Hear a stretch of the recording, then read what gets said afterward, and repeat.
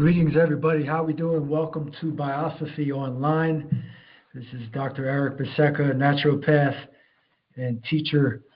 I am grateful to be here today, as in every day. Grateful to be alive, to wake up today, to look down and see my 10 fingers and toes, and I hope you are as well. Today is a special Saturday. We have a great show following up on some things we started talking about last week.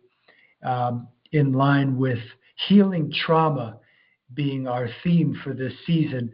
And that theme may very well run over into next season, of course, because we see that it is so important and so pertinent to be addressing the issue of trauma in our lives more and more.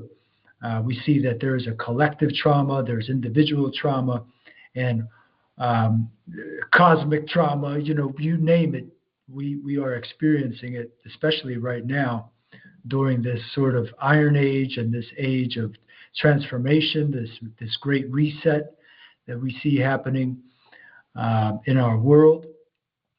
So welcome to the show today, and I wanted to just jump right into it because we have so much to talk about. Here you're going to get things that you cannot find on the internet. That's a promise.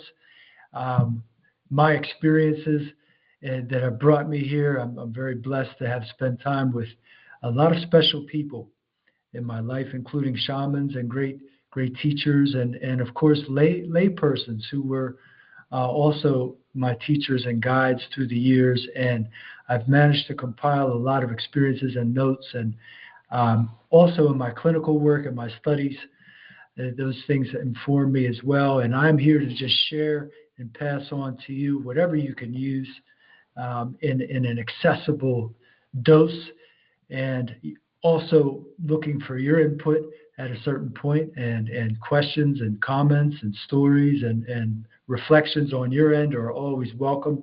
I'll give you the opportunity for that. We 2 weeks ago finished up our conversation, or we started leading deep into a conversation about the dreamscape and dreams being an important part of our reality. Of course, we know that dreams are often looked at in many different ways, depending on what community and what perspective you're taking. But everybody can agree that dreams are very significant in our lives, and they are especially significant when we talk about the trauma and the mental health of our lives. Okay, our mental health is very much connected with our sleep and our dreams. And I, of course, theoretically speaking, I believe that trauma is the root of our mental illness. That includes depression and anger and anxiety. Of course, some traumas cause direct trauma-related anxiety, such as PTSD and these sorts of things. But trauma is very important and very intertwined in our dreams. And we can say that dreams release as well as reveal our traumas. Okay, so that's why it's important to better understand this dreamscape and kind of dive into the nuances of where our dreams come from in all of the realms of the mind. We have to remember, first off, that the mind, when we say the word mind, the mind doesn't exist solely in the brain. The mind exists throughout the body. Okay, the mind exists in every cell that is within our physiological organism. So when coming from, Candace Pert proved that with her study of molecular science, and she showed that the mind exists even in the pinky toe. And that said, knowing that the mind exists throughout the body, we can then come to realize, of course, that trauma is stored in the mind, and therefore trauma is stored in the body as well, in the physical body. That is the mind of the cells, the organs of the cells, called the mitochondria. So trauma is not just buried in the brain. Trauma is buried in the mind and body matrix, and therefore trauma and dreams are both reflecting what is stored inside the body and the mind. Okay, so that's important to realize here once we get going. And during sleep, of course, to understand dreams, we must understand sleep and sleep cycles. And everybody, this is, people have written books, and we can go on and write our own chapters about all of these topics, but I'm going to try to hone in on where the trauma and where our everyday emotional management really ties in with our dreams. Certain parts of the mind are active during sleep, and certain parts are not, of course. Okay, we have REM sleep, which is rapid eye movement, and we have non-REM sleep. Those are the two major categories. But within that sort of spectrum, there are a whole slew of different realms of types of sleep, depending on what hormones are being secreted and depending on what parts of the brain are being active. There is a switchboard, almost an infinite switchboard of things happening to the mind and body during sleep. And when the dreams start, which dreams most occur most often during REM sleep, which is rapid eye movement, there is a whole host of infinite activities going on in not only the body-mind matrix, but the ethereal body as well. Okay. A lot of us, we may have misconceptions about when dreams occur or what's happening with the brain during the dreams. Dreams occur during the rapid eye movement, and rapid eye movement type sleep occurs primarily after 3 a.m., usually, and I'm being very general about this, okay, closer to morning. And this is called, in Ayurvedic sciences, Sadvelya, which means the golden time, or the crack between the two worlds. All right, that is the world of darkness and light. This is a very special and opportune time when our reality and our existence demonstrate and show us some things that are very important. So this is the time period at night when usually our most significant dreams occur. Unfortunately, a lot of those experiences and a lot of those dreams are of a negative experience. Okay, and we'll get back to why that is in a moment, but it has to do with our traumas, of course. Now, that doesn't mean it's a bad thing. Just because we're having a bad experience in our dreams doesn't mean that we're in a bad place in our life, or this is a negative time, or something bad is happening to us. In fact, it's most likely the opposite, because these dreams are a form of release, especially nightmares. Okay, they do reveal what we're dealing with. They're informed by our waking reality, but they're also informed by our traumas. Okay, now when we look at the brain during the REM sleep or the dream state, we see that it's most active. Okay, all of your major brain waves are active during REM sleep, whereas initially when you first fall asleep, earlier in the evening usually, you're going to have only primarily delta waves. You might have some alpha waves that are just kind of calming you down. Those are the big swooping waves that are deep and sort of paralyze the muscles.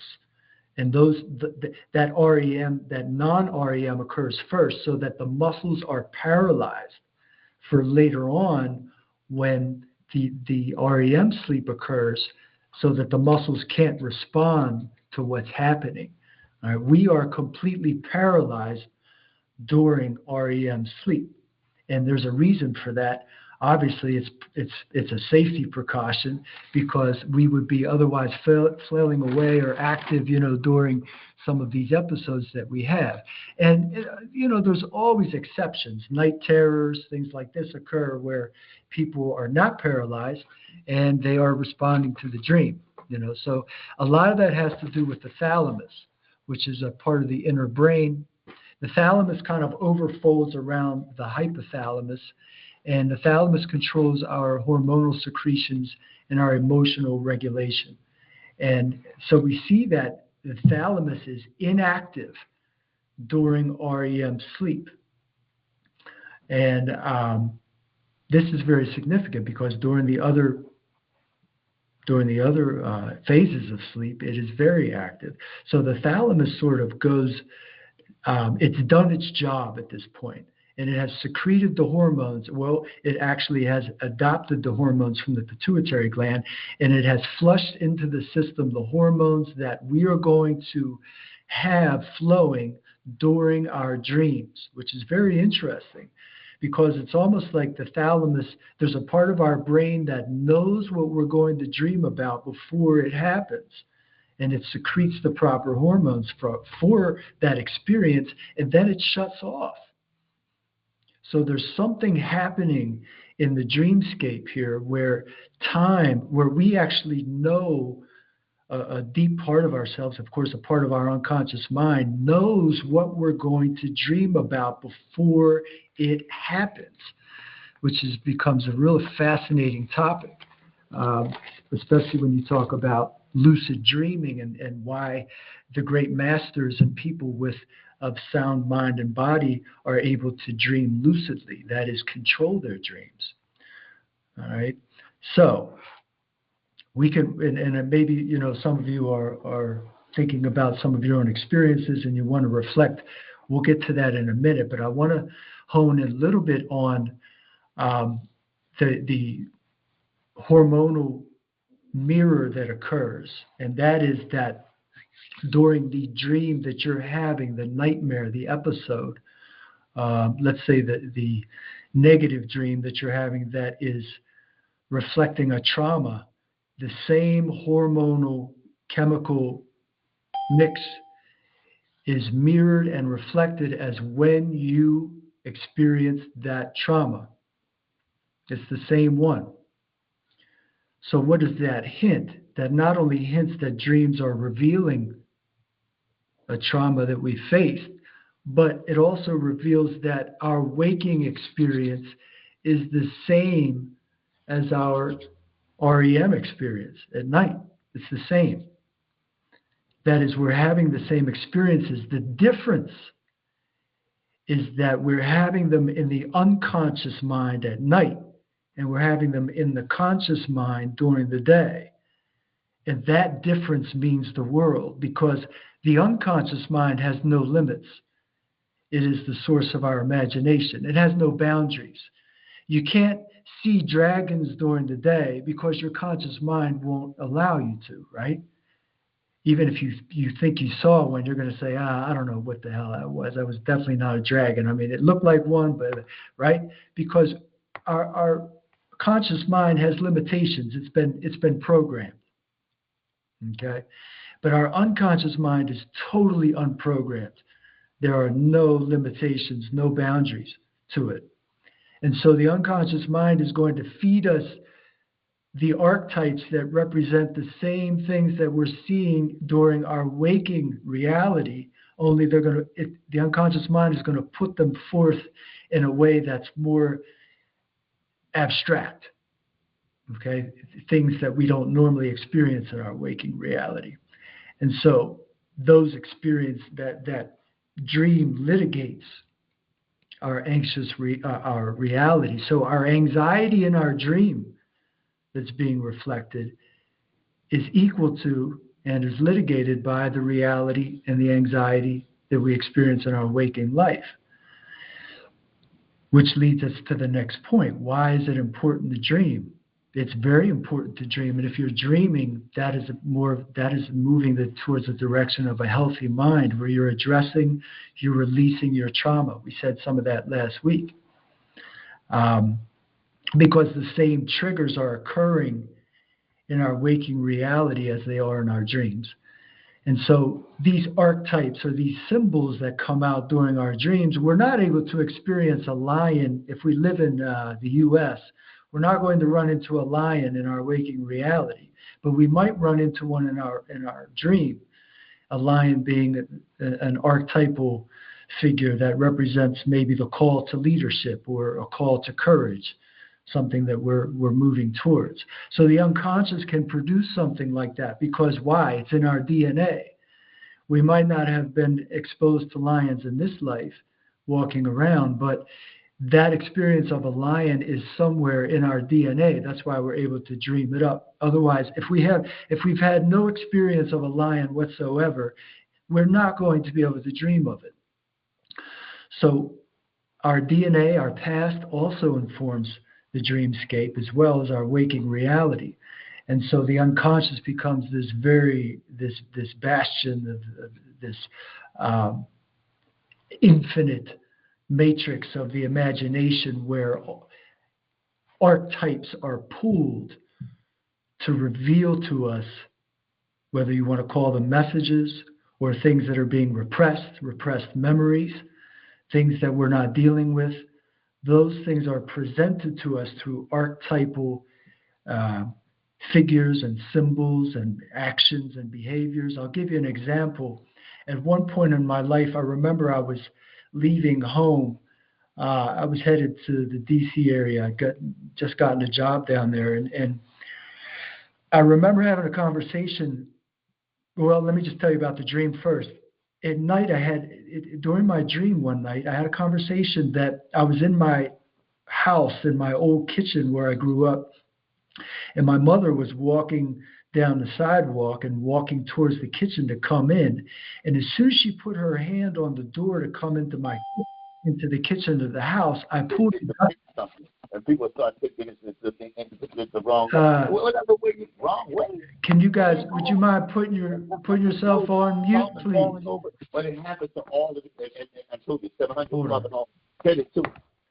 Everybody, just a reminder, if you come in, you can put yourself on mute, please. Anyway, during the dream, Mom tried to get in the kitchen. I pulled out a gun and shot my mother. I shot my mother in the dream.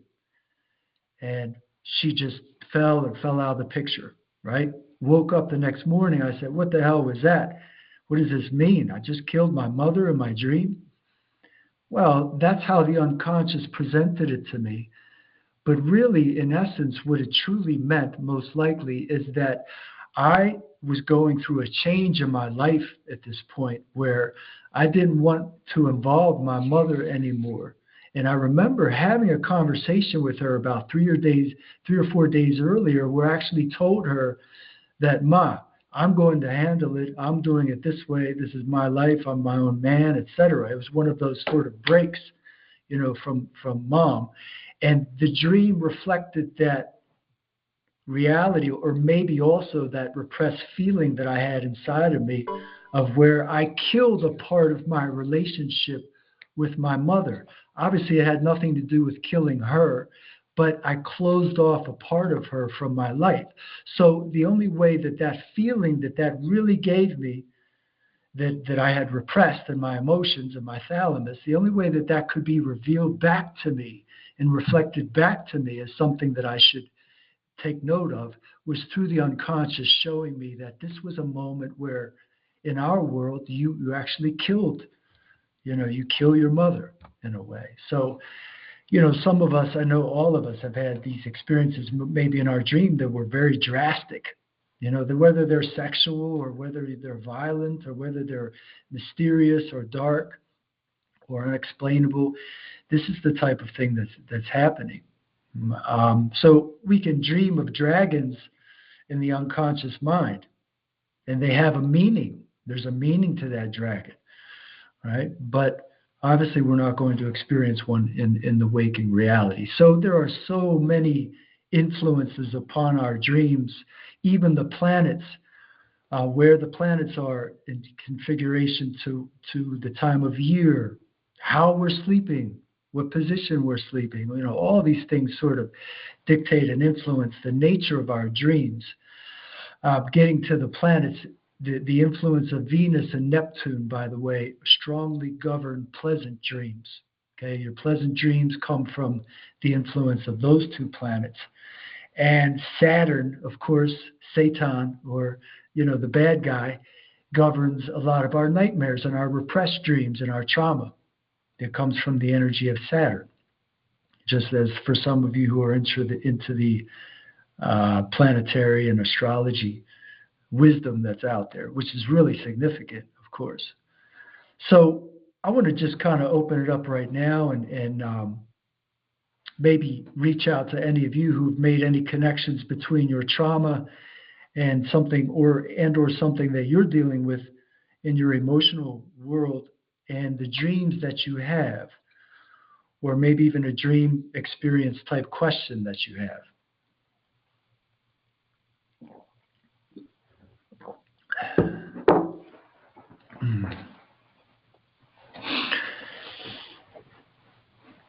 Of course, the states of mind. Yay! Hey, good morning. Good morning. Hey, welcome. Good morning, it's Yvonne, and thank you for your subject and your explanation. I want to give just maybe 3 quick examples of my dream experiences. Early in my life, I used to say I wanted to die in my sleep because I was under the impression it would be a peaceful transition. Until back in the 90s, in my dream, I was beating the triple L out of someone, and my chest was hurting, and it was crazy. And I was like, you know what? This is a dream. Wake up. Literally, that's what I said in my dream. And when I woke up, I was like, okay, all for dying in your sleep being peaceful, you could really have a heart attack from that. So I gave up on dying in my sleep, right? And then the other one is before I would fall into sleep, I would feel myself falling, like literally laying on the bed with nothing going on. I mean, not on the edge or anything, but the falling into sleep, I would feel myself falling, and I would have to catch myself in real life. Wait, you're not falling. Okay. Now in my later years, anyone who talks to me past a certain time knows that once I lay down, I am asleep within 5 minutes. There's no more drifting. But my dreams, I'm sorry, this is part 4. My dreams are normally part of my reality. To the point where when I'm telling my daughter stories of the dream, she said, Ma, is this real life or a dream? Because it relates so much to my life and what is going on. And there is no trauma. My dreams, thankfully, my dreams are not in a traumatic state. And I love what you were giving as your example with your mom, because as you were telling that story, I thought to myself, you were stopping her. In a sense, there was a stoppage. So I thank you, Eric. Thank you for being here, and I'm glad I have time to be with you. Great. Wonderful. I'm glad you're with us, Yvonne. Always good to have you on the show. Thanks for the share. Yeah, dreams change as we get older, and I'm glad you brought up the fact that, you don't recognize any traumas that you have, and that's great, and it's probably very accurate. We talked about last week the fact that we've all experienced trauma. In fact, we've all experienced the same collective trauma of being born, that is being descending from the astral realm from the womb into the birth canal, and of course this world of edges and hard surfaces and angry people and danger. That was a trauma that we all experienced. And that birth, I'll say it again, that birth experience, how you managed that, or how you and your mother, of course, managed it, is a major player in the field of our arena of our traumas in life. Okay, so I'm sure some of you have heard that exiting of the birth canal, where we had everything sort of planned out for us. Everything was at our disposal. We had our water right here. We had our food. We had a nice sauna bath 24/7. And but being shot out of the birth canal was our first traumatic experience. Maybe some of you have had nothing since then, that you can recall, which is great. remember, dreams or trauma is really just about fear. Okay, we're talking about fear, and a lot of the dream episodes that come up that are negative, or the falling, right? The falling dreams, or the being chased dreams. A lot of us are being chased, or a lot of us are in front of a class. This is the teacher dream, where you're in front of a class and you just have your underwear on, or you can't find the proper room that you have to go to, and you're late, right? All of these dreams reflect fears. They might not necessarily have to do with specific traumas, but they reflect daily waking realities and fears that we have. So maybe when we're in our 20s, we have the falling dreams, or we have the dreams that we're being chased, but by the time we're 40, we've gotten past all those fears, so we don't have them anymore. So some of the recurring dreams are gone. But if you had that recurring dream since you've been a child and you're still having it now, if you've had that same dream for a long time, you may want to examine that. That's probably specifically speaking to a certain trauma that you haven't been able to deal with. And the whole reason we're talking about all of this right now is because I want to present us with ways to address our traumas. So we'll eventually be moving on to that. And I was going to talk about sun gazing today. Looks like we'll have about 15 minutes or so to talk about that. But I wanted to introduce these healing modalities of trauma through the dreams first, because it's very important to recognize the unconscious mind. Some people like to go through hallucinogens to deal with the unconscious mind and allow things to surface with that experience. That's a choice that everybody can make, of course.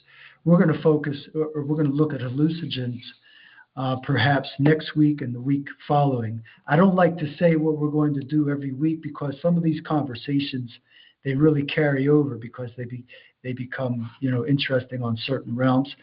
And I discover something else that I want to talk about. So I think we should keep them organic. But I do want to hit on the hallucinogens and with the influence that they have on the trauma. A lot of people are working through their traumas by taking mushrooms and ayahuasca and other experiences, which I have had experience with. And I have some thoughts about those, and I'd love to hear yours in the future. But today I wanted to introduce the modality of sun gazing as a healing mechanism of trauma. And sun gazing does have some commonality with the dreamscape, of course, when we look at the brain and the parts of the brain that are influenced, primarily our pineal gland. The pineal gland, of course, secretes melatonin, and melatonin is what allows us to sleep. Melatonin is secreted during those initial stages of sleep. By the time that we're in REM sleep, we've already experienced melatonin throughout the whole system, and it's well into our bloodstream. Okay, so that's why I was talking about that time between the two worlds, when the thalamus goes dead, or not goes dead, but it becomes inactive. That's when the magic occurs. That's when something happens where the brain is preparing us for this dream, and it gives us all the hormones that we're going to have during the dream, and then the dream occurs, which is a really interesting time period. But anyway, during that time period, the pineal gland is very significant. The pineal gland is always active. That is, of course, that very mystical and significant gland that's right in the middle of the head, within the reptilian inner brain. It's about the size of a piece of rice. And the pineal gland has been long sought after and studied and sought after to be understood. But I would say still today that scientists know very little of it, and very little of its power or function or its capacity as far as the functions of our brain. And I'll talk about with sun gazing, the process of sun gazing, but during the process of gazing at the sun, the pineal gland is charged up. It's like taking a wire from from your inner brain and plugging it into an energy battery, a cosmic energy battery, that battery being the sun, and you're directly charging the pineal gland, which has the effect of decalcifying it, fortifying it, et cetera, et cetera.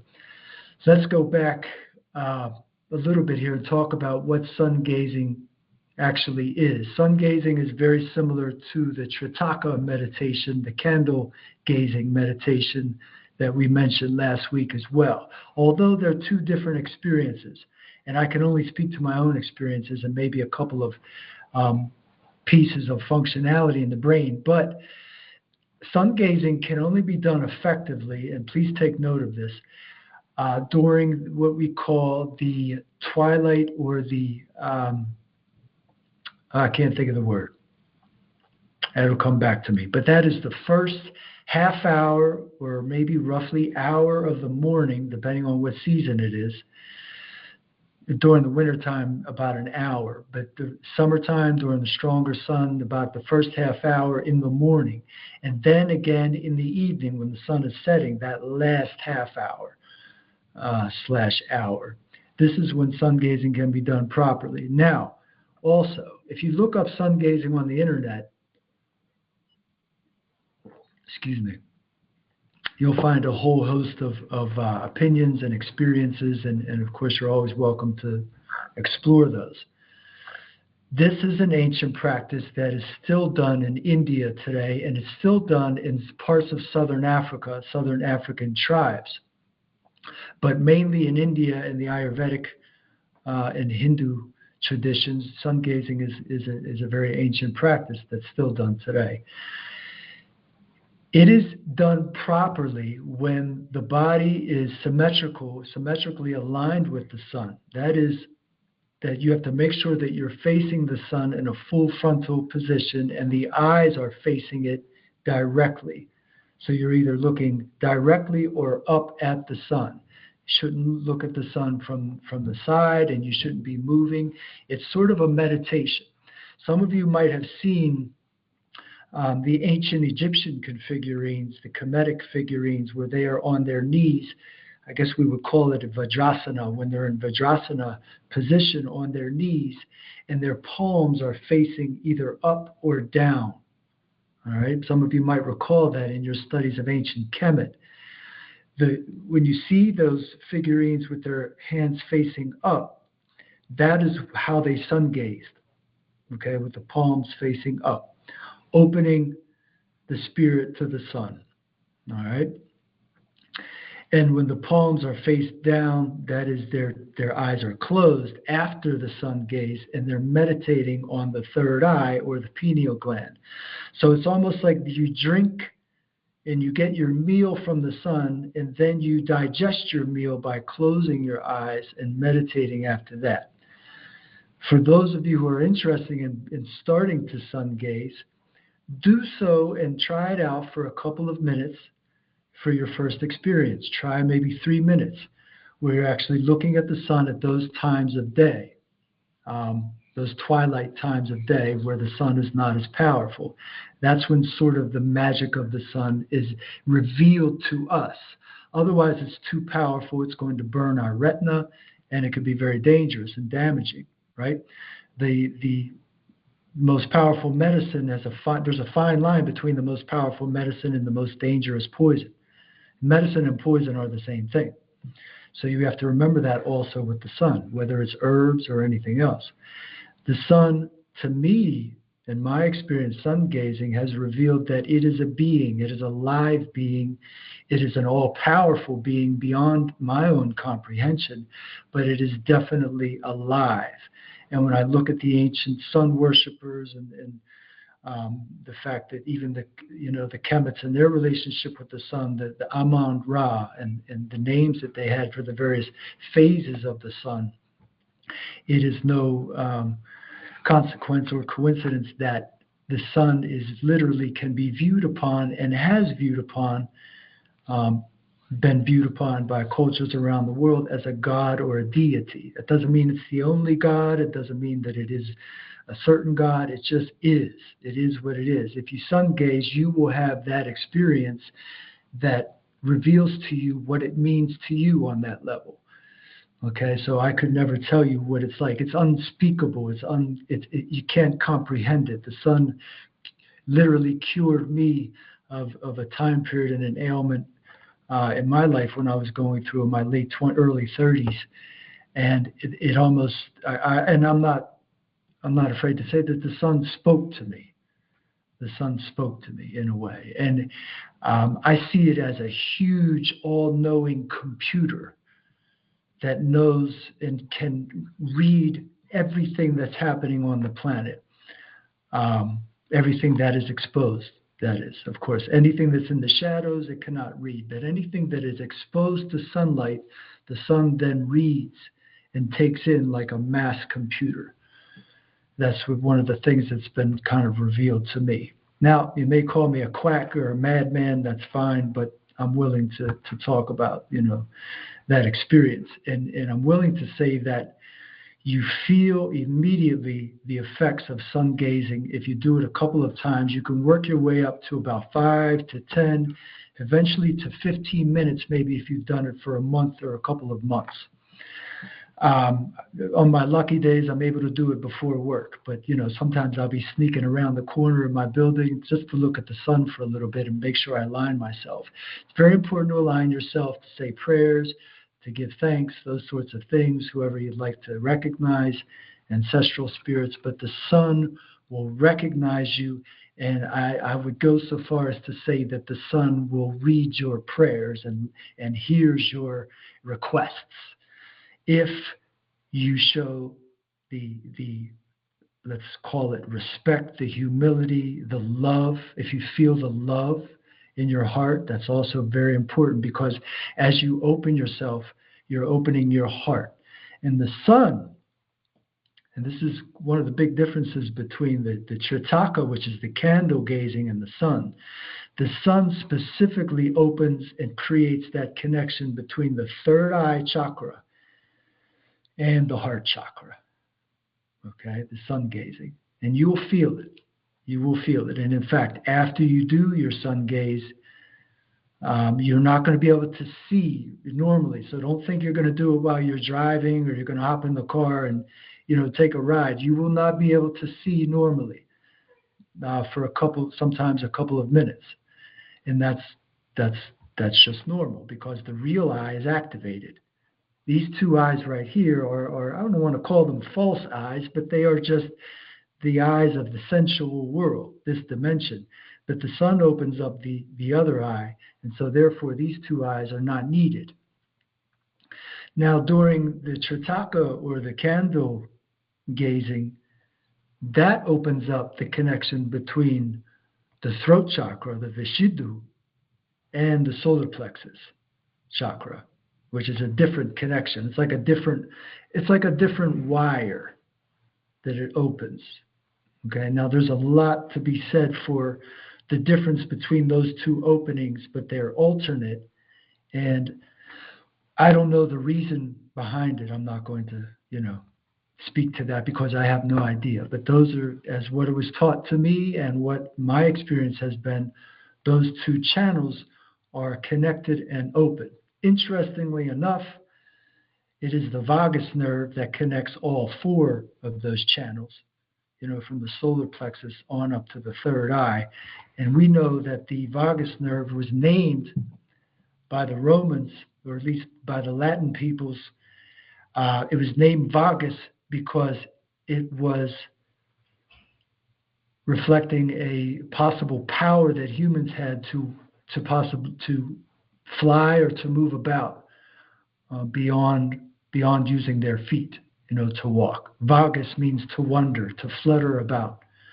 And it's not because the vagus nerve flutters, it's because that by activating the vagus nerve, it was at one point thought in the mystery schools, and some of this is mystery school stuff being revealed, it was once thought that this nerve, when activated by certain breathing techniques and sun gazing and certain kundalini-related techniques, would allow the human being to leave the earth plane if it so desired, as we can do in our dreams.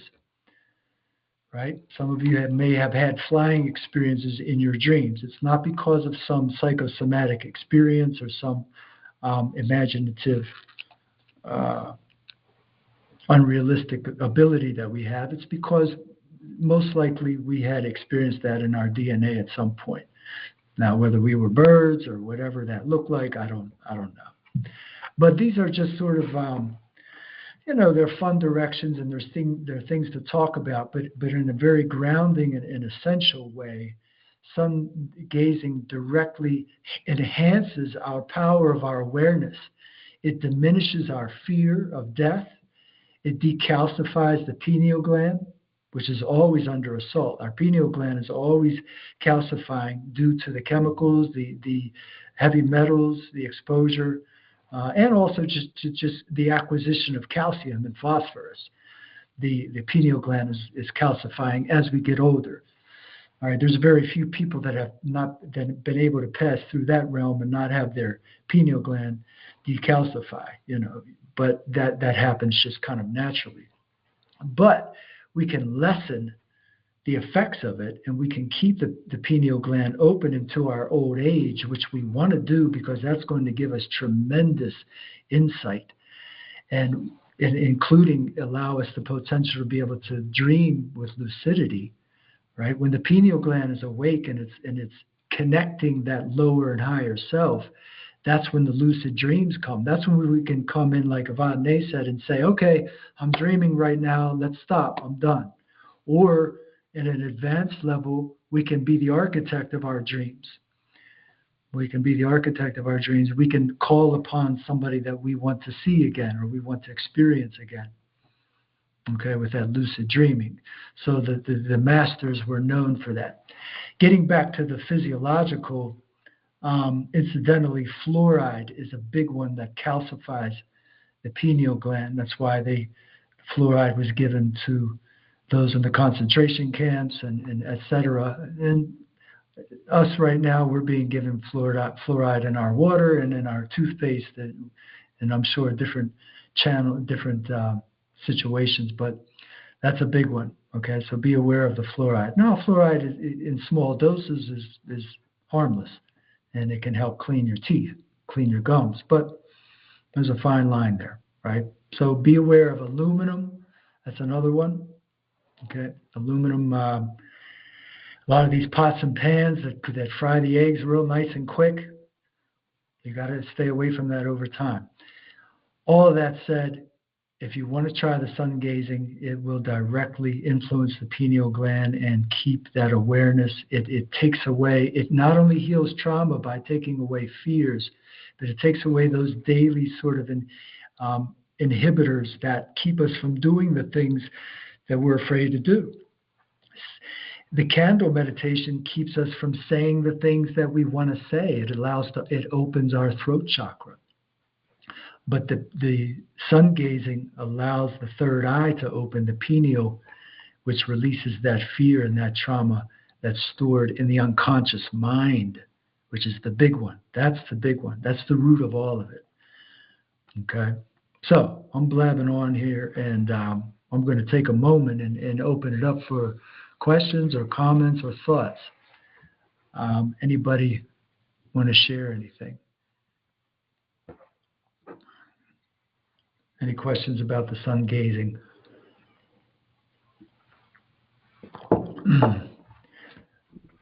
Hi, Eric.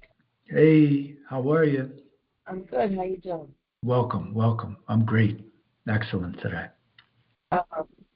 Yeah, so it's very interesting, sun gazing. I always, as a child, loved looking at the sun. I remember, and then as an adult, people say, don't look at the sun. And Right. Why not? And I'll be honest with you, I'm a night owl, and if I could spend my morning like a kitty cat, lying in front of the window with the sun coming in, it's like that's the most peaceful time. Yes, ma'am. So I've always loved the sun. And with the dreams, I don't often remember my dreams. Mm-hmm. Mm-hmm. And when I do remember my dreams, like maybe I'll wake up and I'll remember a dream, and it's like 5 o'clock in the morning, and I'm like not getting up then. So I say, oh, I'm going to write this dream down when I get up, you know. Yeah. And then I go doze back off, and then I can't remember it. When, Isn't it funny how the memory of the dream fades so fast? You know, once the conscious mind steps in, we have a whole bunch of stuff that just replaces what we've experienced. And although that dream, there were so many details and such a waking reality type feel, it just goes away almost in an instant by 10 a.m. It's just gone. Yeah. Yeah, it's really. And it's, you know, sometimes, and it's like you want to remember it so bad because it was something good. Yeah. I'm telling you. Well, keep it, try that diary. The diary is tremendous. I'll flip back in the small dream diary that I have and remember, and I'll see one of the dreams I wrote down, and I say, yeah, that was, and then I'll make a connection to something that's going on now. So you'd be surprised, I think it's worth keeping that, at least on the weekends maybe, right, or the day off. Yeah. And then my other thing, when you were talking before, I was going to say, I remember I don't have this now, but in my 20s and like in my college days, where it was like your conscious mind woke up, but you couldn't wake up. Yeah. And so in your mind, it's like your body will not move, and it's like you trying to wake your body up and you can't, and it's like you get into a panic. Yeah. And I think that was always like stress related. But it's definitely hormonal, definitely chemical. And like we were saying, the thalamus, certain parts of the brain are on and off during the various stages of sleep. And then sometimes there's overlap there, where normally the thalamus shuts off at this time, or maybe it didn't, and the reasons for that are who knows. But it's a fascinating, arena to dive into, and the dimensions of reality and the dimensions of the mind. Absolutely. Thanks for sharing. Appreciate you. Thank you. And we have to remember. Yes, sir. Hey, thank you, Eric. You talking about dreams, brother. Whoa. Greetings, Greetings, brother. The thing is, since I changed my diet, become basically having meat, dairy, fish over the last 13 years now. Yeah. I've noticed a heighten in my dreams, and also I was Brother Rashad had brought me a video over here of the Bush doctor, better known as Brother Rashad. He puts out the sundial product and the wood root products you see in health food stores in certain areas. And the brother was saying that the grain like teff, amaranth, how it's blood building and also bone building. Yes. And you get your omegas in that. And I noticed that the more omegas I brought, and I was dreaming more. And the funny thing about dreams, brother, is that sometimes you wake up and you dream about people that aren't here no more and people that are present. You know? And then I notice sometimes if I wake up, I say, wait a minute, I know I had a dream. And then maybe a half an hour later, it comes to me so vividly, brother. And I'm like, wow. I mean, why couldn't I think about that when I first woke up? But it came into my mind 30 minutes later, or maybe even an hour later. It's just like, like something goes ding in my brain. Say, oh, that's what I dreamed about, out of nowhere. You know? So, and then Professor or Dr. Alexander Avery, who's an herbalist, she said, brother, your astral body is healthy. And I was like, well, thank you, sister. Glad to know that. So, also, you mentioned the sunning. Now, when I got diagnosed with glaucoma back in my early 40s, I got a book. It's called Vision for Life by Mir Schneider. And he was talking about how you rub. I still practice that. Like up here in Newark, it's rainy. So what I do is several times a day, I'll rub my palms together real hard and get that friction in the palm, and then I close my eyes and put it over my eyelids. All right. Yes. And then he also talked about sunning. When it's sunny out, close your eyes and just go back and forth. Every day I do the eye exercise, the rotation up and down and stuff like that. I do that several times the day too, So that sun thing is very, very important. Like you said, catch the sun before it goes up, and on the way down, just gaze a little, Yeah. And I try to I do practice that quite often. Sometimes if I'm running, doing health events, but I always make sure I'm just conscious of that. Like you said, go into the meditation and prayer and just say, and I got this from Dr. B. Serious. Just say in different times of the day, I am grateful to be happy, healthy, and alive. I say that several times, even after my prayers, So I just wanted to share that with you, brother, and thank you once again. It was a teaching moment. Thank you. Thank you, Forrest. And I know you had a birthday this week. I didn't get a chance. I wish I could text you, brother, but I didn't get a chance to wish you happy birthday. All my Aries, thank you, brother. All my Aries brothers and sisters, it's so great to hear from you and have you share your experiences, and those are a wealth. That's a wealth of knowledge there. So thanks for chiming in. Well, listen, just for future reference, if you can't text me, I got a voicemail. I'm landline. I'm old school. Hey, this is Eric. Happy birthday. I got you. Turn 68, brother. I feel good, but thank you. And I'm glad you brought up the diet because, of course, that is a big hormonal influence, and of course, it's going to influence our dreams tremendously. Whether or not we're eating meat, the experience of the animal that we ate is running through our blood, right? As the animal was killed, that's the experience we're going to have to a certain degree, and there's no doubt about that. So, certain inhibitors, certain medications are going to influence our dreams, what we're eating. If we're taking LDN, or if we're taking antidepressants, antipsychotics, huge influences upon the dreams. So be aware of some of that as well.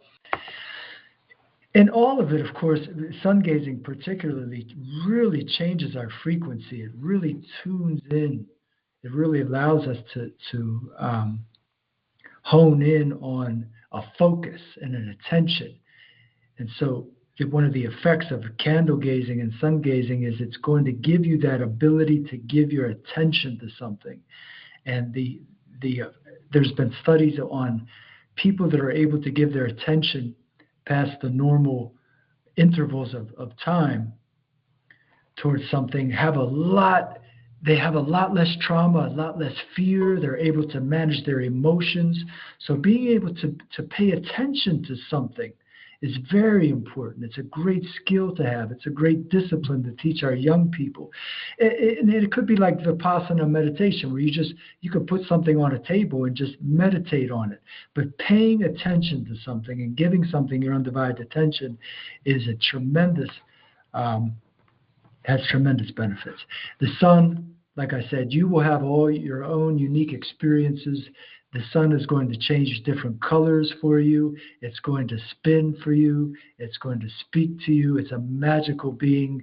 Try it out. Don't be afraid. Don't go for the hype that the sun is bad for our eyes and all that. It is bad if you look at it the wrong time period. But look at the huge industry that's grown out of the fear of the sun. The sunglasses and all the creams and the crap people put on them that blocks the sun out, maybe needed in certain populations or for certain individuals, absolutely. But when you have a good relationship with the sun and you're gazing at the sun and you're receiving the sun properly, it will not harm you. I'll go to the grave with that belief. It will not harm you, and not only your eyes nor your skin. It will not harm your skin. I guess I'm pretty much olive colored, when it comes down to my skin tone. And I could sit in the sun for a long time, a long, long time. And I burn eventually, but the sun, I never feel the sun harms me.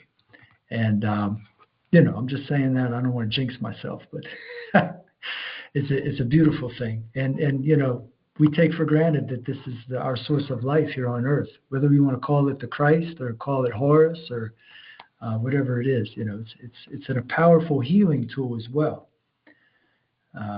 So we're going to close it off right there, everybody. I think the sun gazing and the dreaming was a great topic today, and we're going to move along those lines. I want to talk more about candle gazing next week, And I want to bring in some conversations about ayahuasca and the mushrooms and those different methods that people are using to address their traumas on a more maybe of an unconventional approach.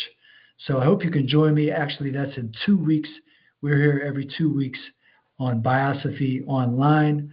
I'll put my email in the chat. I'd love to hear from you for whatever reason possible. I do work with people that are working through trauma. I use different modalities, primarily somatic breathing, which I'll get to probably at some point in August. Start talking more about the breathing and the power of the breath, which is very much connected to what we're talking about as well. So if you have any questions related to some things you're dealing with, feel free to email me. I'd love to hear from you. And I take donations only.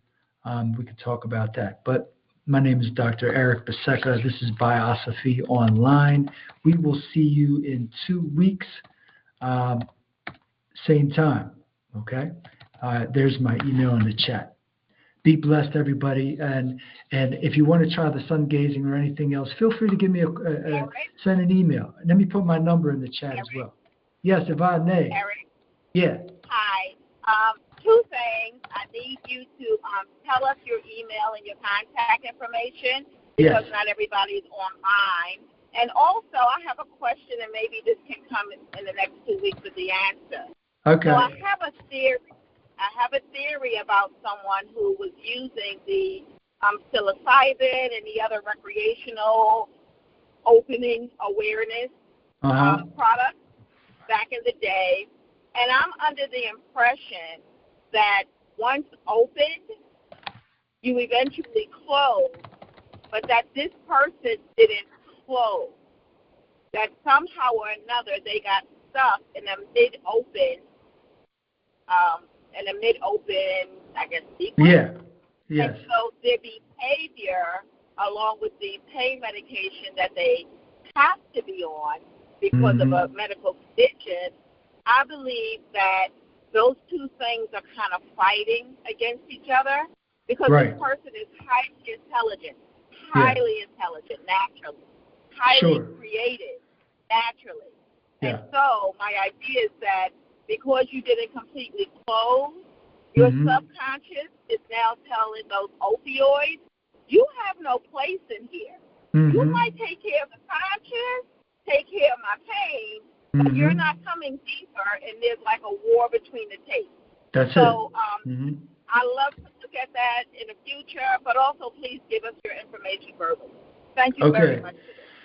Absolutely. And just to speak to that, Yvonne, we will talk about that next week. When you have that juxtaposition of chemicals from the antipsychotics and antidepressants, and you're mixing in the hallucinogens, it's a recipe for disaster. There's no doubt about it. And it's possible that some long-term damage is done there to the brain, for sure, and the astral body.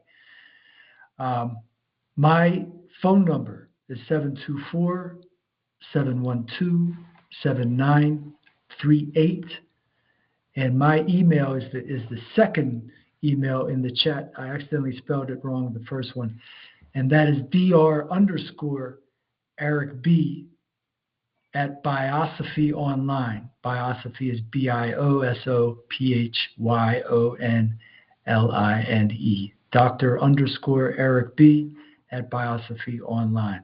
Get in touch with me any way that you'd like to. I'm on spring break this week. I will not be down in Daytona Beach or wherever else everyone else is on spring break. I'll be spending time with my family, graciously so. And it all starts with gratitude, right? Peace and love, everybody. Be well, okay? Stay strong in these times. We'll see you in 2 weeks.